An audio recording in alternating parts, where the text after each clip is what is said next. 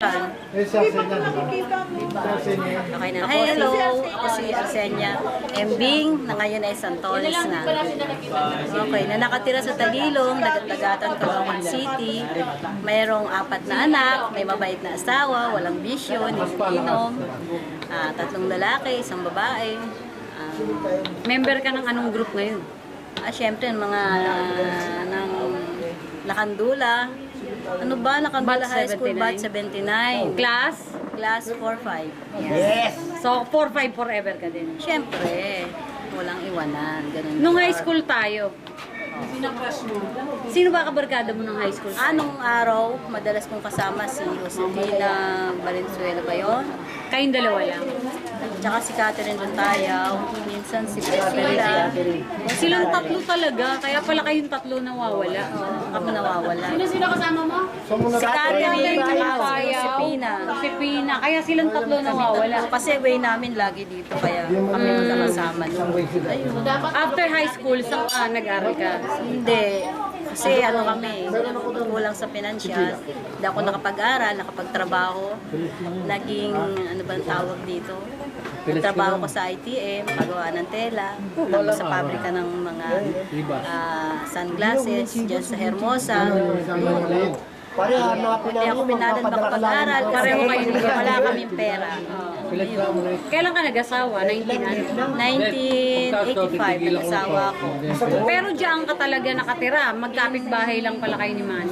Hindi. Sa Boto kami dati sa Gagalangin. Tapos nakabili kami ng lote dyan sa Dagat-Dagatan. Diyan kami ngayon na may mermihan. 20 years na kami dyan. Sino nga uli ang kapatid mo? Huwag mo sasabihin ako na naman, ha? Ibalik natin ang tanong ng high school. Sige. Meron ka ba talagang crush noon? Meron. Para sinabi nito ba? Para sinabi nito ba? Siya na guwapo nung high school naman, ha? Oo. Sino naman ang Parang crush mo? sinabi na, walang walang personalan. Ano Ay, lang, hindi. napag-usapan lang. Sino kanina? Hindi. Kasi nagguwapo, eh. More or less, dahil magkabarkada kayo ni Josefina, dahil wala naman dito. Sino crush ni Josefina? Hindi ko alam eh. Hindi ba kayo nag-uusap na? Hindi naman Pero namin pareho tayo ng napag-usapan. crush, ha? Sino? Ronnie Flores din. Solid light. Yung ba yun? Pero okay naman ang buhay mo ngayon. Okay lang, masaya kahit medyo. Kasi kami ang pinagkakakitaan namin sarili namin kayod. Nakabila ako una nung isang tricycle, 2, 3 hanggang sa dumami. Ngayon, naging membro kami ng JPRM Poda, Asosasyon ng mga Tricycle. Kaya kilala kami sa PAO. Pag inanap niyo ako, tanongin niyo lang ako sa driver, dalhin niyo ako sa bahay ni Santones, makakarating kayo sa amin. Very good. Eh, anong pakiramdam ngayon? Ngayon, Na nakita mo kami? hindi, masaya ako. Anong Kasi- pakiramdam ng kasama sa 4-5 group?